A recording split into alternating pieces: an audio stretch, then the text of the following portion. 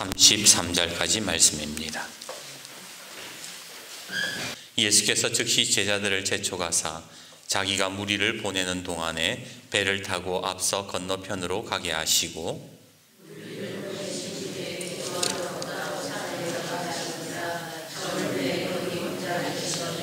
배가 이미 육지에서 술이나 떠나서 바람이 거스름으로 물결로 말미암아 고난을 당하더라.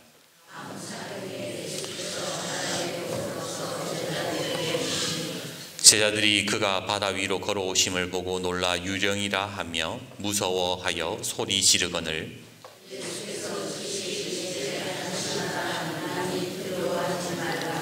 베드로가 대답하여 이르되 주여 만일 주님이시거든 나를 명하사 물 위로 오라 하소서 하니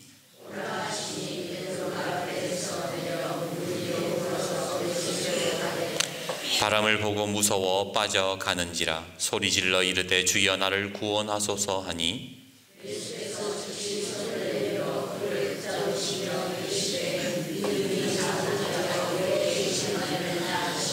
배에 함께 오름에 바람이 그치는지라 배에 있는 사람들이 예수께 절하며 이르되 진실로 하나님의 아들이로소이다 하더라. 아멘. 성경에는 네 종류의 인생이 있는 것 같아요. 첫 번째는 좋게 시작해서 좋게 끝나는 인생이 있어요. 아브라함이 그랬던 것 같습니다. 하나님의 부르심을 받아 믿음으로 시작하고 그 결과는 믿음의 본이 되는 인생을 살았지요. 두 번째 인생은 나쁘게 시작하고 나쁘게 끝나는 경우가 있습니다. 영유아 학살을 일으켰던 헤롯 왕 같은 경우가 그런 경우죠. 엘리 제사장의 망나니 아들 홈니와 비느하스도 나쁘게 시작했다가 아주 비참하게 죽지 않습니까? 세 번째는 시작은 좋은데 끝이 안 좋은 인생이 있어요. 가룟 유다가 그랬습니다. 예수님의 제자로 출발했지만 그는 예수님을 배신하고 자살했지요. 네 번째는 시작은 나쁘지만 마지막이 좋은 경우가 있어요. 바울과 같은 경우입니다. 기독교인들을 핍박하러 다닌 인생이었는데 예수님 만나고 복음의 사도가 되었지요. 정리를 다시 한번 해볼까요? 시작도 좋고 끝도 나쁜 인생. 첫 번째, 시작도 좋고 처음도 좋고 나중도 좋고. 두 번째는 처음도 나쁘고 나중도 나쁘고. 세 번째는 시작은 좋은데 나중이 나쁜 거. 네 번째는 시작은 나쁜데 마지막이 좋은 거. 이 네 가지 인생이 있더라는 거예요. 여러분은 지금 어떤 인생을 살아가고 있다고 생각하십니까? 누구나 시작도 좋고 마지막도 좋은 인생이 좋겠지요. 좀 시작은 나빴을지 몰라도 마지막이 좋은 인생을 살기를 사람들은 원합니다. 그런데 성경을 보다 보니까 이런 인생의 종류를 결정하는 기준이 있더라고요. 그게 뭐냐면 바로 믿음이더라는 겁니다. 내가 어떤 믿음을 가지고 있는가, 얼마만큼의 믿음으로 살아가는가에 따라서 시작이 좋고 마지막이 좋을 수도 있고, 시작은 나빴지만 마지막이 좋을 수도 있더라는 거예요. 삼손을 예를 들어 볼까요? 그는 하나님께 택함받은 나시린으로 태어났습니다. 시작이 좋았지요. 근데 그는 믿음으로 살지 못했어요. 방탕하게 살았습니다. 그 결과 모든 힘을 잃어버리고 두 눈 뽑힌 채 블레셋의 포로가 되지 않습니까? 끝이 비참하게 되었어요.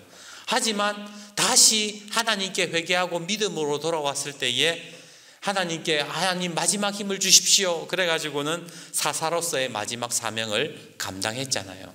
마지막이 또 좋았습니다. 여러분들이 잘 아는 솔로몬, 그 애들 엄마들이 기도할 때에 솔로몬과 같은 지혜를 주시고 이런 얘기를 할 때, 기도를 할 때 공감은 되지만 또 한편으로는 좀 씁쓸해요. 왜? 솔로몬의 마지막이 그렇게 좋지 않았어요. 태어날 때부터 금수저였어요. 시작도 좋았어요. 세상에 그만한 지혜를 받은 사람은 없습니다. 하나님 성전도 지었어요. 이스라엘의 황금기를 이끌었던 위대한 왕이었습니다. 그런데 그 마지막이 어땠습니까? 수많은 정략 결혼과 우상 숭배로 인해서 타락하고 이스라엘 분열의 원인을 제공한 사람이 바로 솔로몬이잖아요. 끝이 별로 좋지 않았다라는 거예요. 성경의 인물들을, 성경을 읽으면서 성경의 인물들을 하나씩 하나씩 믿음에 대입해 보면요, 그 사람들이 어떤 인생, 어떻게 시작이 되고 어떻게 끝이 났는가를 우리는 보게 되는 겁니다. 바로옵기는 어떻게 시작했든지, 내가 뭐 좋게 시작했든지 나쁘게 시작했든지 믿음으로 좋게 끝나는 인생이 되시기를 주님의 이름으로 축복합니다. 지난주에 시청을 갔어요. 이유는 우리 교회의 비전인 주간요양보호센터를 짓는데 국가 지원을 받을 수 있는지 알아보러 간 것이에요.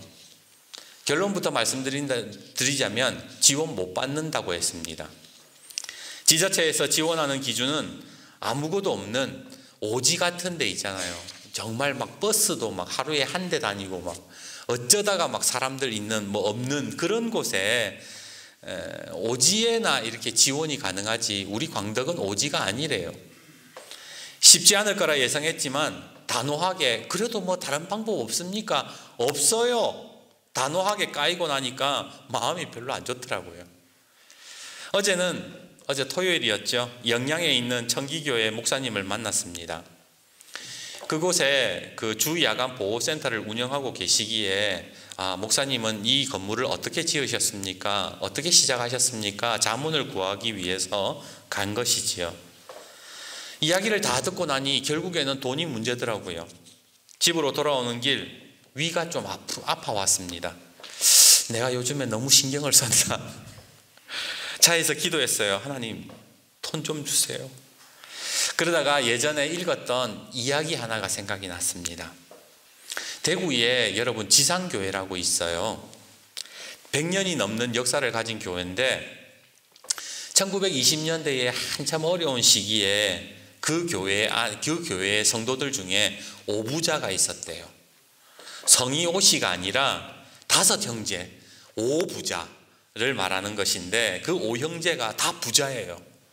그러다 보니까 교회의 모든 재정을 담당하고 지원을 하고 그런 오부자가 있었다는 겁니다.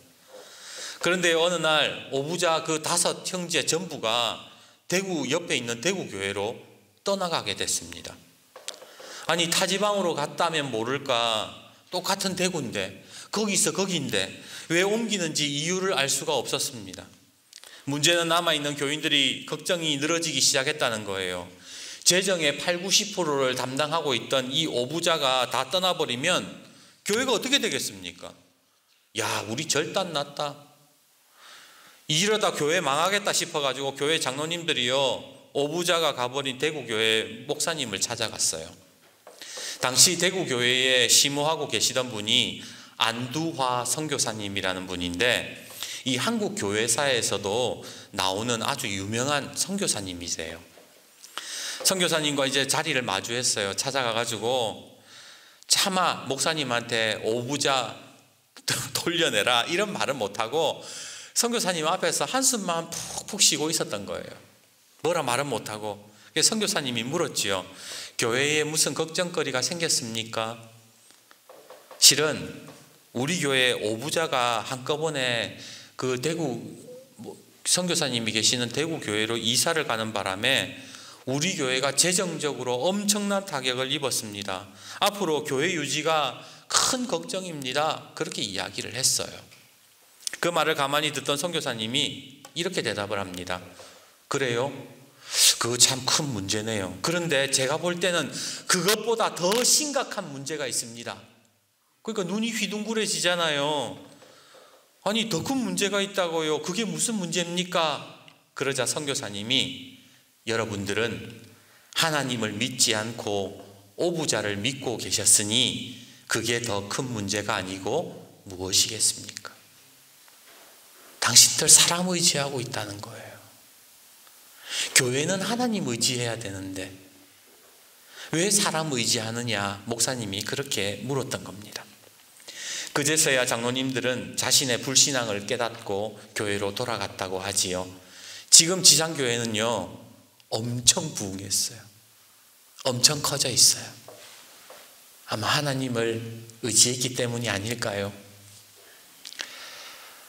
차에서 돌아오는 제 모습이 그랬던 것 같습니다. 하나님을 의지하기보다는 세상의 어떤 그런 물질적인 것, 어떤 세상의 어떤 방향성 이런 것들에 대해서 그런 것들을 쫓아다닌 것은 아닌가 하는 생각이 들었던 거예요. 지난 주일 제가 설교하면서 우리는 아무나가 아니에요 그랬어요. 하나님의 택하신 백성, 그래서 모든 것이 합력하여 선을 이룰 것입니다. 그렇게 설교를 했는데 여전히 혼자 쫓아다니면서 하나님 의지하기보다는 세상의 방법들을 의지하고 있는 제 모습들을 발견했다는 거예요. 오늘 본문에서 우리는 풍랑을 만나서 힘들어하는 제자들을 발견하게 됩니다. 24절을 한번 보시겠습니까? 배가 이미 육지에서 수리나 떠나서 바람이 거스름으로 물결로 말미암아 고난을 당하더라. 지금 제자들이 놓여 있는 곳이 어디예요? 풍랑 속에 있어요. 그래서 이 사람들이 고난을 당하고 있다. 성경은 이렇게 설명을 하는데, 육지에서 수리나 떠났다라는 말이 무슨 말인가? 또 되돌아가기에는 너무 늦었다는 거예요. 너무 멀리 왔다는 거예요. 되돌아가기에는. 그렇다고 지금 이 풍랑을 뚫고 가자니 바람이 너무 거세고 물결이 막 요동치는 상황이에요. 이러지도 저러지도 못하고 있는 이런 상황 속에 놓여 있다. 그런데 그러는 사이에 예수님이 제자들을 찾아오시지요. 바다 위로 예수님이 제자들을 향해서 천천히 걸어오십니다. 그때 예수님을 본 제자들의 반응이 어떻습니까? 26절 한번 보십시오. 제자들이 그가 바다 위로 걸어오심을 보고 놀라 뭐라고 하며 유령이라 하며 무서워하여 소리 지르거늘. 아니, 다른 사람도 아니고 제자들이 예수님을 유령이라고 했다면 말 다인 거 아닙니까? 마태복음 14장 정도 되면요, 제자들과 예수님이 꽤 오랜 시간 동안 함께 했던 시간이에요. 그것도 가끔 만난 사이가 아니잖아요. 일주일에 한 번 만난 사이가 아니에요. 주구장창 예수님하고 1년, 2년 같이 이렇게 동거동락했던 사이인데 예수님을 보고 유령이라 그랬다는 거예요. 여러분, 제자들이 왜 예수님을 못 알아봤을까요? 그 이유는요, 예수님이 그 자리에 오실 거라고는 상상조차도 못했기 때문에 그런 거예요. 하나님이 천사들을 통해 그 창세기에 보면 하나님이 천사들을 통해서 아브라함에게 그러잖아요. 너에게 아들을 줄 것이다. 그러니까 아브라함의 반응이 어때요? 실소를 터뜨렸잖아요. 못 믿었어요. 아내 사라는요, 뒤에서 비웃었어요. 왜? 그들이 믿음이 없었기 때문이 아니라 상상조차 못했기 때문에 그런 거예요. 왜 우스갯소리도 있잖아요. 어떤 목사님이 하나님의 음성을 예수님의 음성을 한 번만 듣고 싶다고 평생 동안 기도했대요. 내가 이 마음으로 오는 이 주님의 음성 말고 진짜 예수님의 음성을 듣고 싶다고 막 한 번만 들려달라고 기도를 그렇게 간절히 하니까 나중에는 예수님이 진짜 응답하셨대요. 그래, 아들아, 네가 내 목소리 듣고 싶다는데 왜 그러느냐? 근데 목사님이 너무 놀래가지고 심장마비 걸려 죽었다, 뭐 이런 얘기들 있잖아요. 그러니까 상상조차도 못했던 거예요. 지금 이 제자들이 예수님이 역사하실 것을 믿지만, 기도하지만 우리의 믿음이 어때요? 상상조차 못하는 그런 연약한 믿음을 가지고 있을 때가 있더라는 겁니다. 예수님을 보고 유령이다 그렇게 말했을 때에 그 외치는 제자들을 예수님은요 또 안 나무라세요. 저는 예수님이 야, 너네들이 지금 나하고 몇 년이나 같이 있었는데 이놈 자식들이 막 이렇게 뭐라 하실 법도 한데 예수님의 반응이 어떻습니까? 오히려 폭풍 가운데에 27절 보세요. 예수께서 즉시 이르시되 안심하라, 나니 두려워하지 말라. 유령이다, 귀신이다, 가까이 오지 마, 막 이러고 있는데 예수님이 뭐라고 했다고요? 그 즉시로 아니야, 나 두려워하지 마, 나야 위로하셨어요. 저는 즉시 이르시되 이 말이 좀 위로가 됐어요. 여전히 내가 믿지 못하는데, 그죠? 예수님이 제자들을 빨리 안심시키려고, 이 아내들이 너무 두려워하니까 빨리 안심시키려고 즉시로 대답을 하셨다는 거예요. 나야. 왜 예수님께서는 우리를 위로하시는가? 우리의 연약함을 아시기 때문에 그런 거예요. 다시 오늘 본문의 현장으로 폭풍 속으로 한번 들어가 봅시다. 아직 비바람은 거세게 몰아치고 풍랑이 거세어요. 정신이 하나도 없어요. 이제 저기에서 예수님이 걸어오셔서 나야 그렇게 얘기하시고 저분이 예수님인 줄 알았어요. 그러면 여러분이 만약에 베드로라면 뭐라고 부탁하실 것 같으세요? 여러분이 지금 어려운 문제를 당하고 있어요. 그때 예수님께 여러분 뭐라고 기도하십니까? 예수님 살려주십시오. 예수님 이 풍랑 잠재워 주십시오. 그렇게 부탁하지 않겠습니까? 예수님 지금 이 문제 해결해 주십시오. 그렇게 기도하지. 우리는 그렇게 기도하잖아요. 그런데 베드로는 엉뚱한 이야기를 하더라는 거예요. 28절 보세요. 28절 베드로가 뭐라 그럽니까? 베드로가 대답하여 이르되 주여 만일 주님이시거든 나를 명하사 물 위로 오라 하소서. 저는 이게 좀 신기하더라고요. 지금 예수님이 나야 그랬는데 갑자기 예수님 지금 도와주세요, 살려주세요가 아니라 물 위를 걷게 해주세요. 도대체 왜 베드로가 이런 말을 했을까?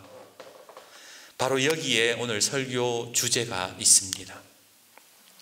베드로가 살려주세요가 아니라 물 위로 오라 하소서 그렇게 말한 이유는 바로 예수님만 보였기 때문은 아닐까요? 예수님을 보는 순간 더 이상 풍랑이 보이지 않았던 거예요. 베드로의 인생을 보면요, 예수님께 늘 집중하고 예수님을 바라보던 인생이었습니다. 예수님을 만나기 전에 예수님이 얘야 배 오른편에 그물을 던져라 그랬을 때에 예수님의 말씀에 순종해서 그물을 던졌던 사람이에요. 그는 전 재산과 배와 가족을 내버려 두고 예수님을 쫓았습니다. 예수님이 가시는 곳 어디서건 따라다녔고 변화산의 놀라운 광경을 목격했고 주님의 수많은 기적을 경험했습니다. 비록 예수님을 모른다 부인한 실수도 저질렀지만 그럼에도 불구하고 또 예수님을 바라본 사람이 베드로 아닙니까? 오늘 이 풍랑 가운데서 베드로가 지금 온전히 보고 있었던 건 예수님이라는 거예요. 그리고 주님께 주님만 집중할 때에 아무것도 안 보이고 예수님만 보일 때에 그가 말할 수 있었던 게 뭐냐면 주님 저도 물 위로 걷고 싶습니다라고 이야기를 했다라는 거예요. 제가 아까 여러 가지 이야기를 했는데 말씀을 묵상하면서 그런 기도가 나와요. 주님, 이 풍랑과 같은 우리 교회의 문제 속에서 저도 예수님께 집중하게 해주십시오. 예수님만 보여서 물 위로 걷게 해달라고 그렇게 고백할 수 있기를 원합니다. 그렇게 기도했어요. 여러분 어릴 때 그 볼록 렌즈로 종이 태워보신 경험 있으신가요? 태양빛이 흩어져 있으면 종이를 태울 수 없지만 볼록 렌즈로 빛을 집중시키면 종이는 타게 됩니다.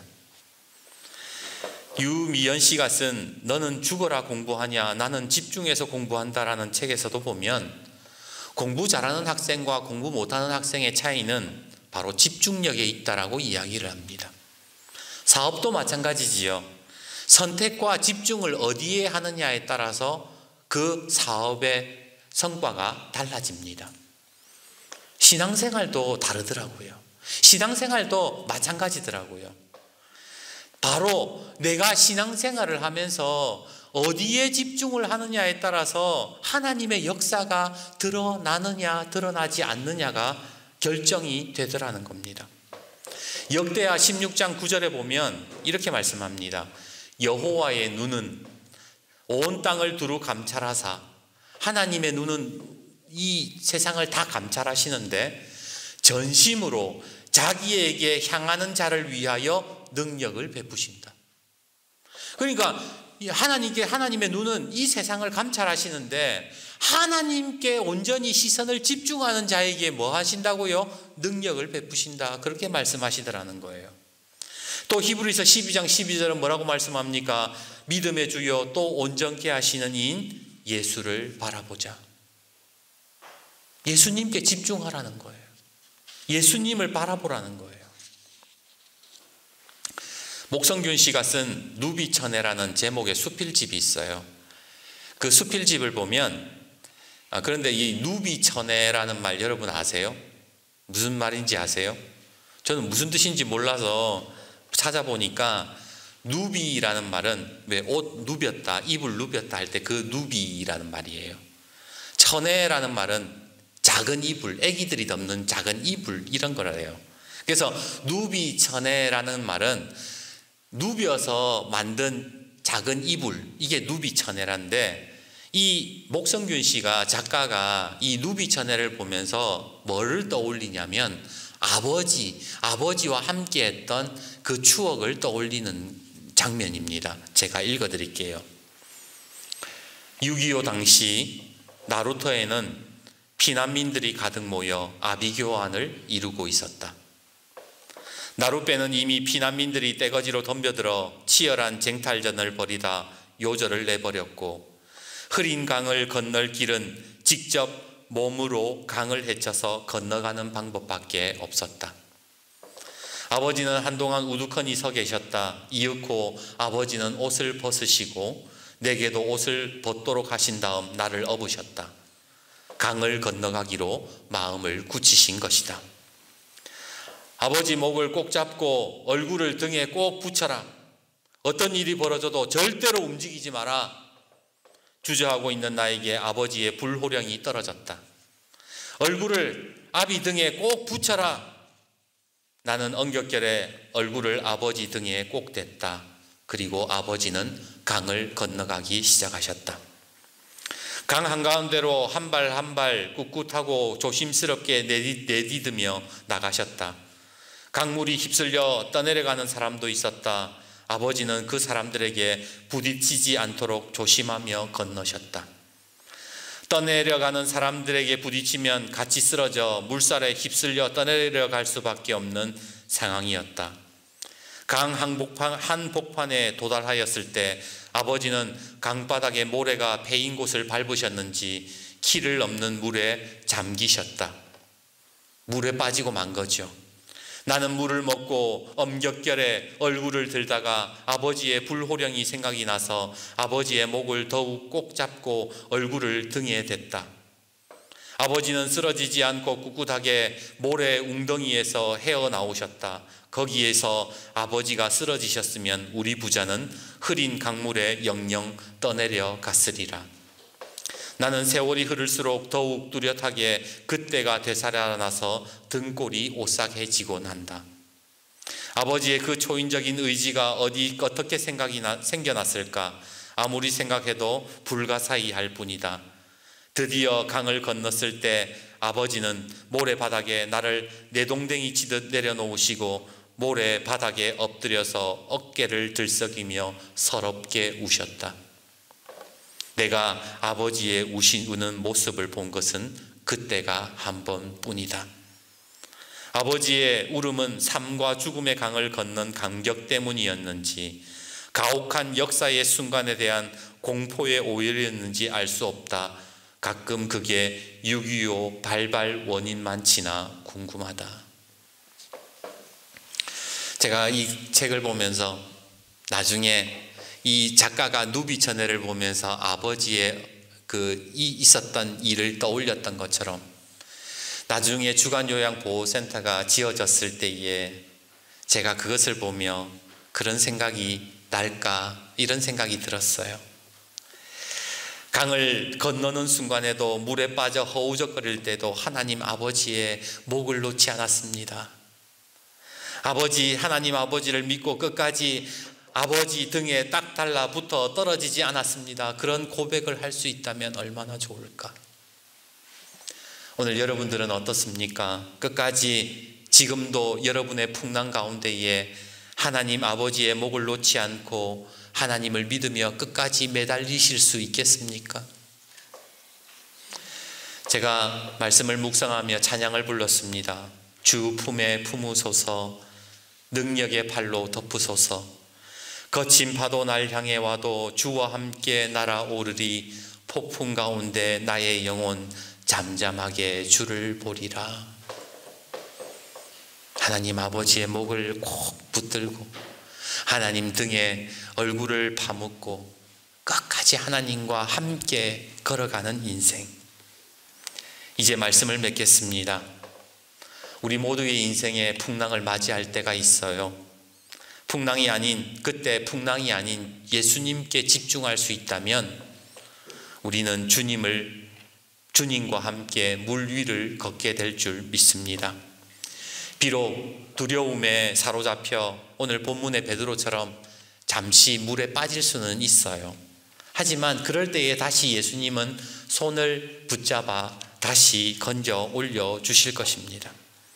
오늘 풍랑 가운데서도 예수님을 바라보며 주여 나로 명하사 물 위로 오라 하소서.